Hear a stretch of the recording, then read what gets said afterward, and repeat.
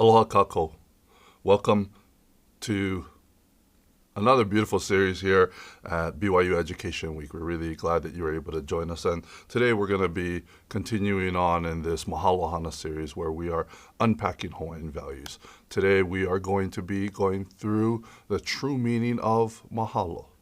Now, to kind of help set the stage, I wanted to kind of talk a little bit about an experience that happened when I was younger. I remember growing up, there was this family that we knew, and the mom was a single mom, and she was raising two young boys. And we knew them for quite some time. We knew them almost from birth. And just good family, really good family. The mom did a great job at raising these boys. And mind you, they were twins. And in Hawaii, gratitude is a necessary component of your life, right? I mean, if you do not tell somebody thank you, you probably will get cracks, right? So the mom did a great job of that. But the thing that was really interesting is that these two boys had a different attitude towards mahalo, towards saying thank you. One of the boys, anytime he'd get something, anything that he'd get, he would freely come up, take the candy, take whatever it is, and mahalo, and boom, he's gone. He's off and running, and it was good for him. It was really a nice thing because he truly understood you do not accept something without saying mahalo or saying thank you. But the other boy was different. The other boy, it seemed as if he really understood it. And what I mean by that is, the first boy would come in, we'd give him candy or something, and he'd be like, oh, mahalo, and then he's off and running playing. The second boy would come in, and he'd be like, mahalo, and he'd actually look at whatever the object was. And then he'd look back up at us, and he'd be like, and then he'd go off and running. And we didn't notice any of the small little nuances that we were talking about here. But as they started to get older, it really became evident. So I remember one Christmas, we had a lot of people that we knew, so there's a lot of presents and whatnot. And the boys came over, and we gave each of them, again, they're twins, so we can't get them too many different things. So we got them these kikaida action figures, right? These Japanese action figure. And it was so beautiful to watch them tear through the wrapping paper and just so excited because in their eyes, they knew they were getting something that was going to be fun. And the first boy, he opens it up and he's like, oh my God, mahalo. And he's gone. He's off and running. And then the mom was like, get over there and go give them a kiss. So he comes and gives us a kiss, gives us a hug, and he's off and running. And he's playing with his toy.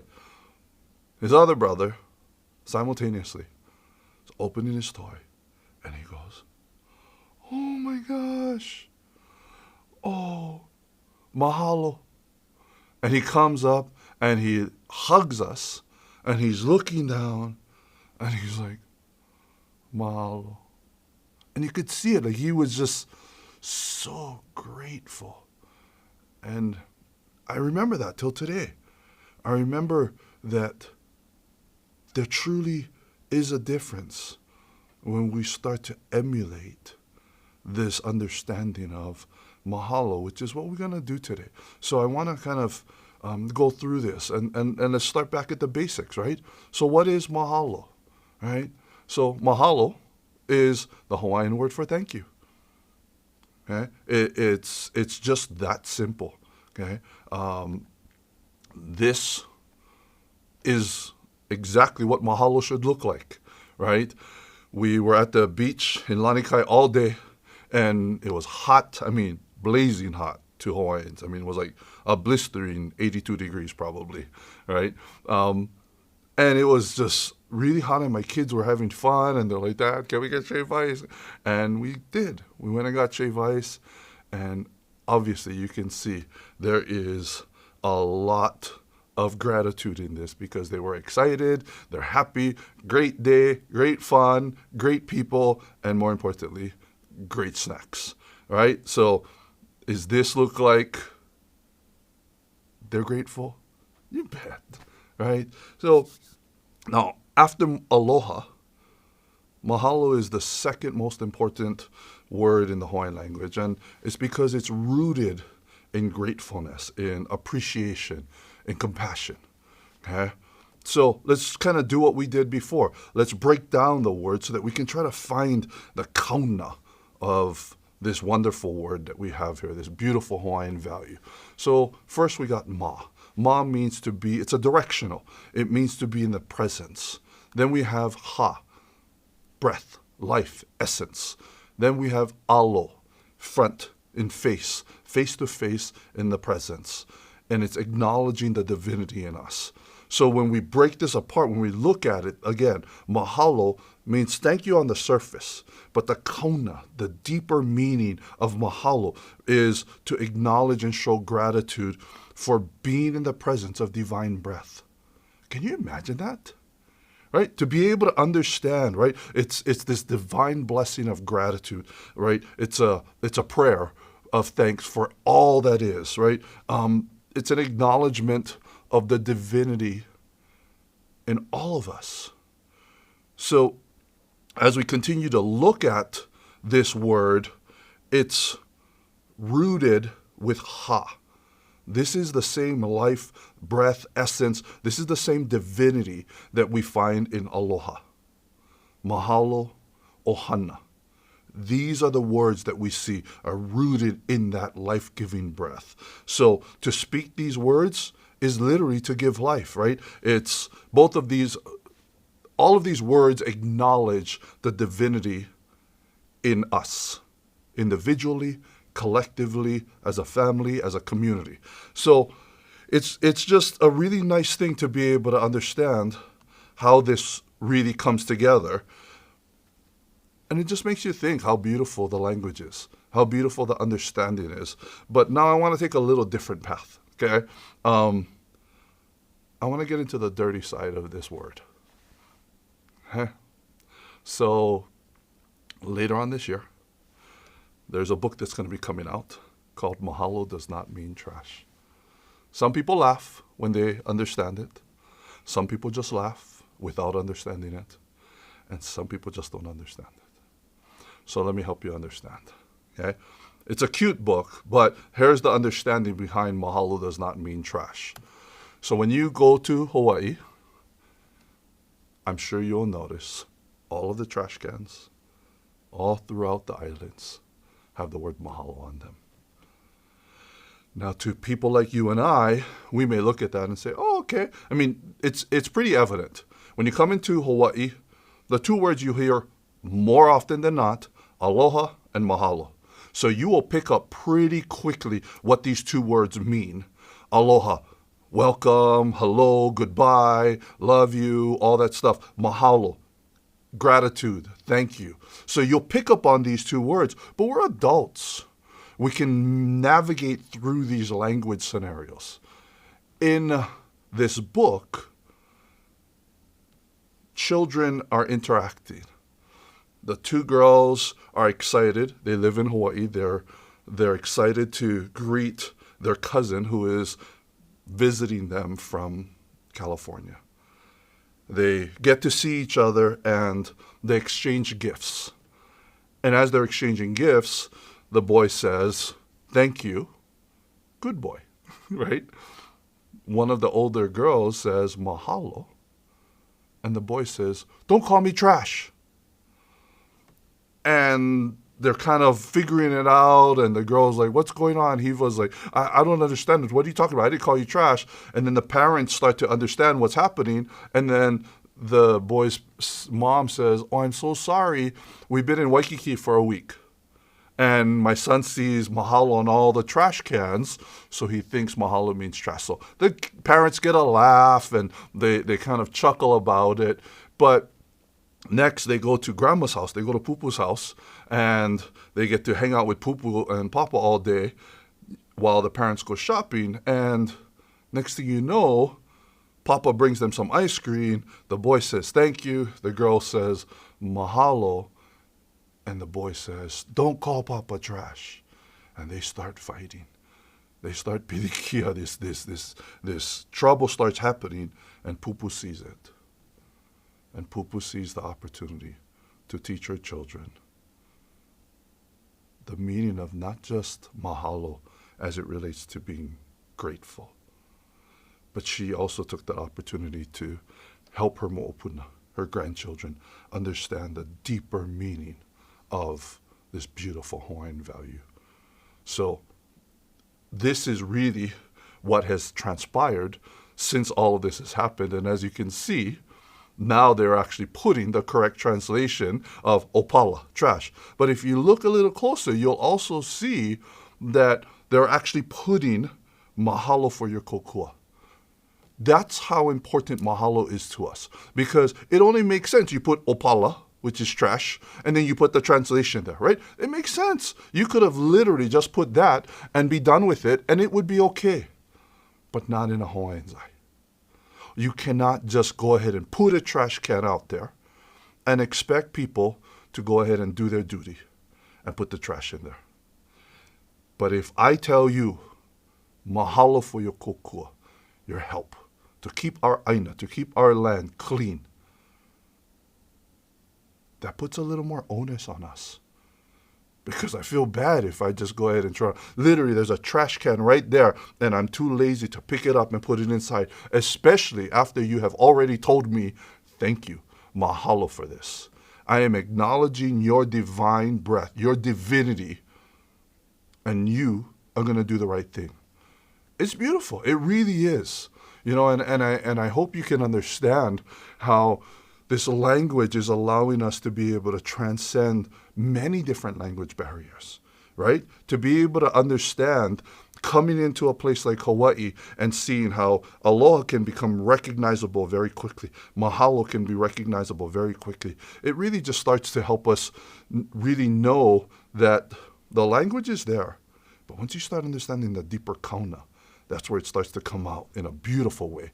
So now we look at this this exchanging, right? You know, mahalo is this cherished Hawaiian value, right, as we said. And in Hawaii, everything, including the spoken word, carries this mana, this power, right?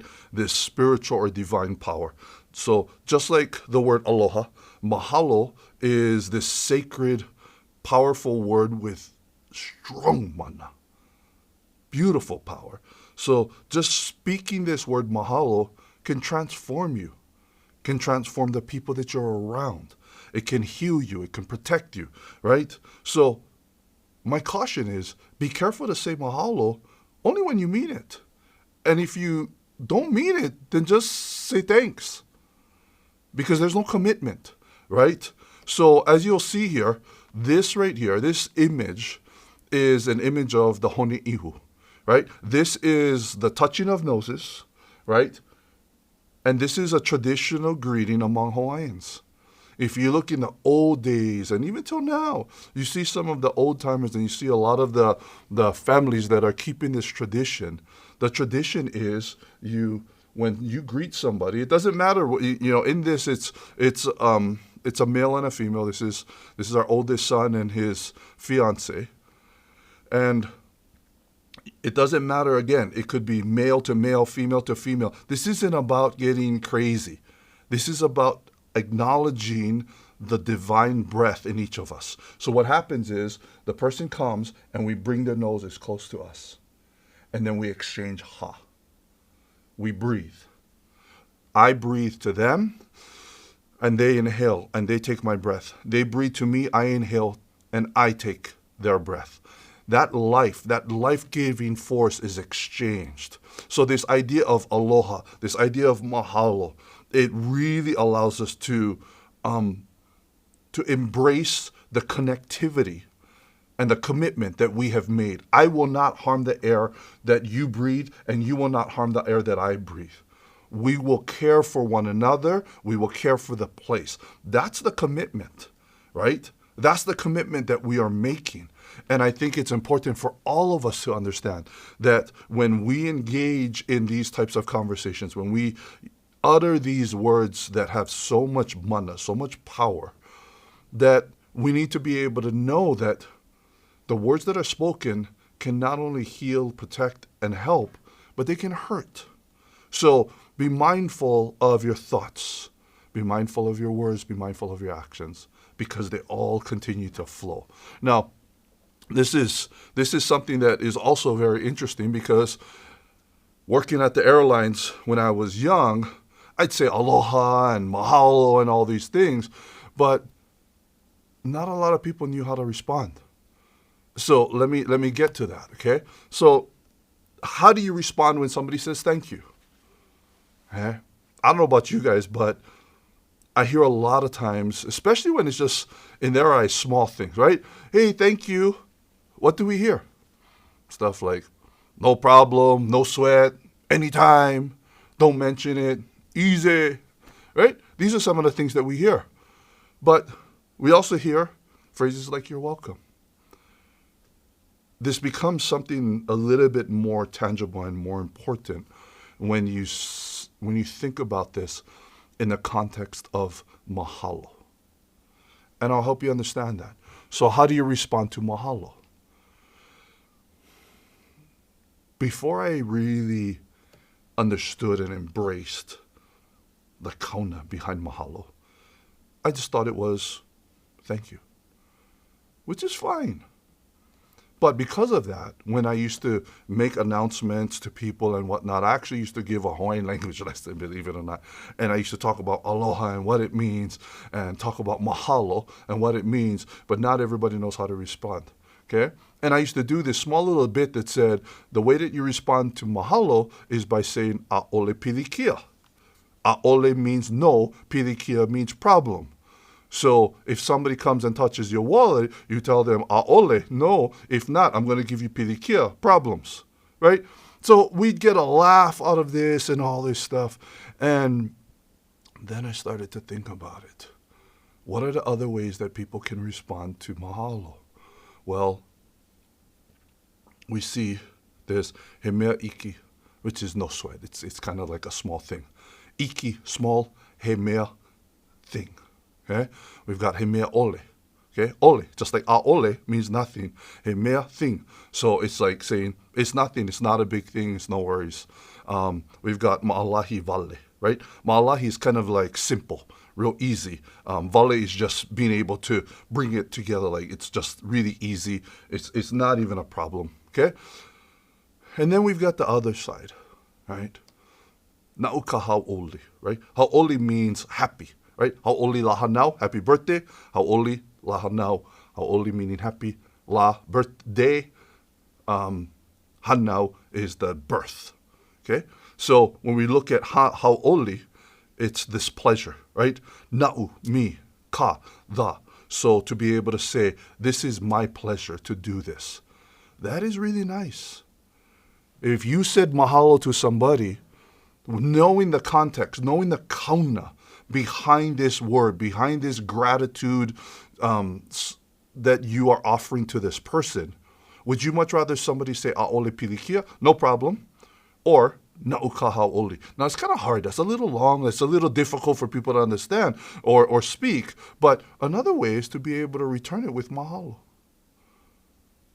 Because a commitment that I have made to you, mahalo, I am acknowledging and offering gratitude and respect for the divine air that you and I get to share. Thank you. Let's go back to this idea of thank you. If you received something that was very special. I remember one time, life was tough and money was tight. Obviously, I didn't want anybody to know. And it was coming around Christmas time. And it was difficult. It was very difficult for our family. And somebody came over and they brought this huge meal for us. And I was so grateful because they were able to provide something that at the time I couldn't. And I was telling them, thank you. Thank you so much. Mahalo. And his response to me was, no problem. This is just extra food. We just had a lot of food extra when we made for our family, so we just figured bring some over here. He didn't even realize the impact that he made on my family. Can you see the dissonance? Because for me, that was so important. The help that was offered and extended by his ohana, by his family to mine, was so beautiful. But for him, it wasn't a big deal. Do you see how it just wasn't meshing? But then there are other times where some of us will sit there and offer our gratitude, something that really is so beautiful, and they look at us and say, it's okay, you're welcome. I'm glad I was able to provide that. I just received this prompting. Something told me, make extra food. Somebody could use it. Can you imagine how now that would have matched up? Have you guys been in situations where you guys thought long and hard for a gift for someone, and you gave it to them, and their response was, oh, cool, thanks. So it's reciprocal. It goes on both ends. On one side, being able to receive in this gratitude is important, but also to give in that gratitude and respond with that gratitude is equally important. And I think these are the things that are very important to us, because as time goes on, our ability to express gratitude is going to be able to help more and more people. Our inability to express gratitude is going to create a divide. I know my children, my son specifically, he said that, and he's young, he's 13. And he was playing with these friends, and he's got good friends. These boys are just good boys. And there was this one boy that was kind of from the neighborhood, and he came, and, we all went and ate, and we grabbed some food and took some food for the families, and all these kids that were playing. And all these boys are saying thank you. And there was one boy that just was so focused on his food, didn't even think about anything else, doesn't say anything. Doesn't acknowledge, doesn't say thank you. And I didn't think anything of it. There's like 10 kids. Who cares about this stuff? He's 12, 13 years old. But my son came back after. I was like, son, how was your day? Oh, that was awesome. It was so fun and things like that. Hey, did you see so-and-so?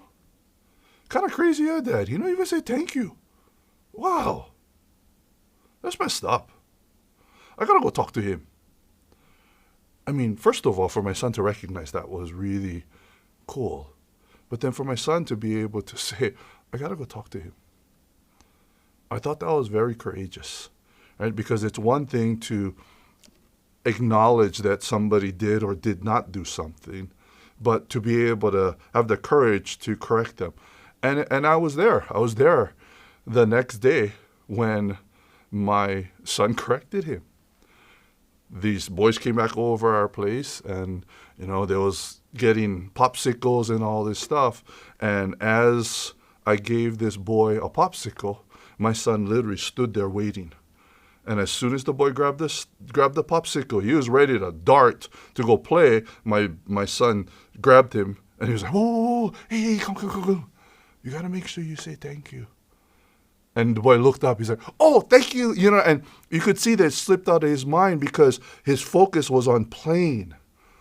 But sometimes we got to help people. So I was just so proud of my son to be able to not just see it, understand it, recognize it, have the courage to help people understand it, but do it in such a way that isn't demeaning, that isn't scolding. It's not supposed to be that way. It's supposed to be an opportunity for us to kind of embrace each other. So this ability for us to connect with ourselves, with those around us, with the community, with the divine. That is the power behind this whole idea of mahalo. So how do you feel, right? How does all of this make you feel? Now, I know we issued the challenge for so many different things, and today I think one of the things that we'd like to do is kind of add on to that, right? And we'd like to add on to the ability for us to take not just the learning that we have, but we'd like to be able to take it up a notch. Okay, so I wanted to make sure that we have time because in this challenge we have a little bit more tangible scenarios. Okay, so the first challenge that we have done is the Mahalo Journal. Okay, so my children, we do our best to do the things that we're supposed to do. Read scriptures, say our prayers, be nice to each other, and journal. But it's hard to journal. It's really hard. But when we created this, my children created this Mahalo Journal. And the idea is there's two thought processes that our family has around the Mahalo Journal. Number one is anytime you have something happen in your life that feels like a miracle or feels really new and unique and an experience that makes you feel that deep gratitude, we write it in the journal. The other side of the coin is we write every day, this daily journal of this gratitude, okay? Now, mahalo, this divine breath. One of my children, what he does is anytime he meets with people and he meets a new person, he'll go ahead and write who that person is, what he was able to talk to them about, how the connection was, and all this stuff. Now, mind you, my son, he is Mr. Aloha, right? He talks story with everybody. And I mean, lucky for him, he's good looking because, man, he just keeps attracting everybody to want to talk to him. He's really nice. He's just a simple person. He just loves to share. So he gets to meet a lot of people. So for him to be able to journal and write down these connections that he's making because of his ability to show gratitude. Obviously, he's talking aloha, but then at some point, he is giving them the mahalo opportunity of that connectivity to say, thank you for sharing this time with me, whether it be a long conversation or just a short hello, okay? So this daily gratitude, one of my daughters, she goes ahead and just writes things that she's grateful for. That's it, every single day. She just picks these random things that she's grateful for. I mean, sometimes it could be, I'm grateful for, getting a car. But then other times it's, I'm grateful for being able to wake up. So all of these opportunities for us to really embrace all of that is there. The next one, this one was a fun one, okay? The next challenge for those that are looking for a challenge for the family. This is a great one, okay? And this was one that we learned from my good friend Lee Brower. And he taught us, they call him the Gratitude Rock guy. And just a great man, just a great family. And I remember before I had children, he told us what they used to do is they had this rule in their home. Before anybody could complain, you had to say 3 things you're grateful for. So, as children come home from school, all this stuff's going on. What do we do as parents? Anytime our children come home, the first thing we ask them was, how is school? And if you got teenagers, it's usually, I hate it. I hate this. Like it's just complaining, just nonstop complaining. That's it, right? And if you don't have teenagers, just be prepared, okay? Because it will come. I can tell you that. But by instituting this mahalo before you complain rule, it changes the dynamic of your household. Because when you ask your child, how was school? And the first thing that they want to do is talk about the teacher and how bad they were, or my friend, and this and that. The moment they do, whoa. 3 things. 3 things you're grateful for. By the time they're finished stating the 3 things that they are grateful for, their complaint diminishes. I didn't realize that would have happened.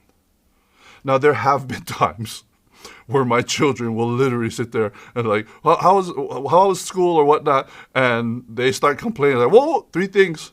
I have had times where my children will literally look at me like, I'm out of here, right? You know, they don't even want to talk about it, right? Because they're so mad or what. But you know what?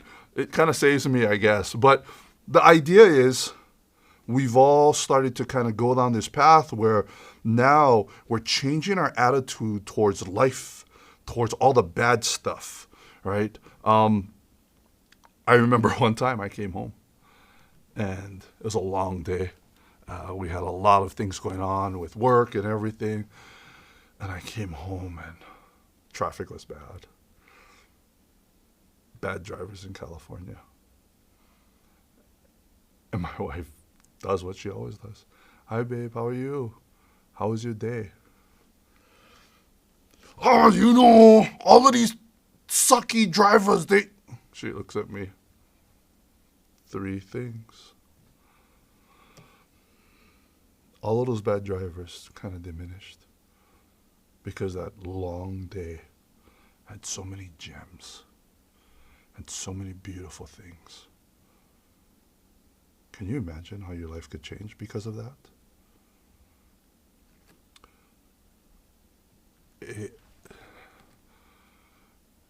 Having this ability to do this, to focus on the things that we're grateful for, can truly change your life. Now, the last challenge that we have here, and this is a new one. This is a new one that my children and I came up with. Letters, not lickings. Okay? Lickings are like spankings or, hitting your kids and things like that. Now, it may not be an issue for a lot of you, but if you grew up in Polynesia, if you grew up in Hawaii, if you grew up in anywhere where the conversation of it takes a village to raise a child, it takes a community, right? That whole idea. Like if you grew up in Hawaii in the old days, brother, you got cracks. And it wasn't only by your parents. Like you could, your aunties, your uncles, your cousins, you just got cracks. You could be in a grocery store and you start throwing a tantrum. I kid you not, you better watch behind you because that person behind you could easily crack you. Okay? So, growing up, child abuse was not evident because it just didn't happen. Or at least that's not what it was called. But that's not the way it was. Like I actually grew up on the iron fist. Like it really was that way.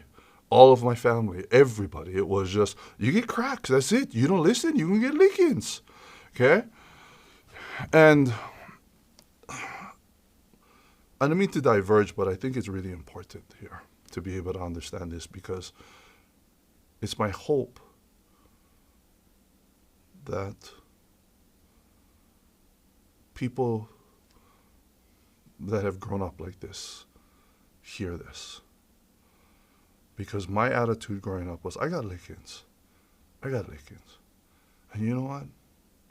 I love my mom. I love my dad. There is no shortage of love here. I used to get lickings in syllables. You do not ever do that. Right? And then I try to cry because it's sore, it hurts. Right?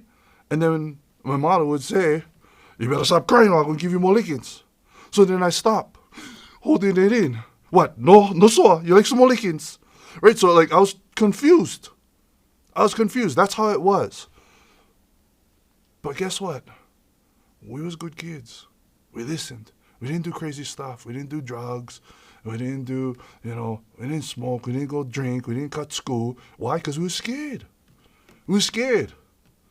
We had no such thing as timeout and all this stuff. It was just straight cracks. And I remember a time where I was thinking to myself, this is how I'm going to raise my kids. This is. My kids will obey what I say. If not out of love, it will be out of fear. But no matter what, they're going to do it because it's better for them. So I remember that was my attitude going into this adulthood life. And I remember one time sitting in Elders Quorum. I just got baptized in the Church of Jesus Christ of Latter-day Saints. And we was all sitting there in Hawaii. And we was talking about disciplining our children. And I was a new convert. And they were talking about this, and they're like, how many of you are going to spank your kids? And I wasn't a father yet. I just got married. And I raised my hand, easily. I'm like, you guys know my motto? Of course I'm going to whack my kids. I'm going to give them dirty lickings. They don't listen, I'm going to give them lickings. And they're like, well, and they're debating this idea of spankings, no spankings, discipline, and, timeouts and all this stuff. And I'm like, no, that's crazy. You got to hit your kids. If not, they're not going to listen to you. Look at all these kids throwing tantrum, doing this timeout. They don't listen. Then somebody made a statement. Said, Gordon B. Hinckley said that the prophet said that his father never laid a hand on him. And he never got spankings. And he turned out to be a great man. I can tell you that I've never hit my children. Ever. I love my children. I do everything I can so that my children know that they will do what is right because they know that it's right and they know that I care and I love them. When you can do that, things change between you, your children, your family. So this is where letters not lickings comes in. When I was Young Men's president, we had these two boys, burly kind of boys, always fighting with each other. And the mom and dad was just getting sick and tired. They were trying to do the same thing, not lick their kids. And the dad was a big guy, and he, believed me, he wanted to crack his kids. But the mom, faithful woman, sat there and said, don't you hit my kids. I will discipline our kids. So what she did was, these two big boys playing football and everything in high school, really rascal, always used to fight. And the mom would, anytime they would fight, and she didn't care where it was, what she would make them do? Hold hands, look at each other in the eye, and sing the Barney song. So you have these two boys, football boys, burly boys, beating each other up, and the mom comes in front of Young Men's activities or whatever, in front of a party, luau, anything, and if they're fighting, the mom going to say, do it now. So you see these two boys holding hands, looking at each other in the eye and saying, I love you, you love me, we're a happy family. She embarrassed them to do good, but she never hit her kids. So letters not lickings is this. If your children do things that are not appropriate, you don't need to hit your kids. Give them this book, this journal, and make them sit down and write letters of gratitude to people, real or fake. I don't care who. They can write it to Jesus to say thank you for dying on the cross so that I can live a life that could one day be worthy of being in front of you. Thank you to my future self for enduring to the end. thank you to this. It doesn't matter who it is. Can you imagine if your child is able to aggregate this whole list of gratitude letters? I can tell you this. The more rascal your child is, the greater his experience will be when they get older. Can you imagine the letters that she will be reading, looking back at her life? This will enrich them. If it doesn't affect them today, which I find it hard to believe, it will affect them, their children, and their posterity for many years to come. So, no matter which challenge you choose or which combination of challenges that you choose, whether you do it by yourself, with your ohana, I know that the blessings are inevitable. I have seen them. Studies have shown the many benefits of practicing gratitude in your life. Things like better sleep, your physical health improves, you'll have more energy to work on your goals, you'll recover easier from hardship, you feel less stressed, you'll feel better about yourself, you become a better leader, your psychological well-being improves, and to me the best one is they say people will like you more, right? Putting more mahalo in your life can be the simplest and fastest way to improve your life. My pupu used to say that if the only prayer that you said in your life was mahalo, it would be enough. I'm grateful to be able to spend this time with you. Thank you for being a part of this. And I'm excited to see the journey that you and your family will take as you embrace mahalo. Mahalo, mahalo, mahalo.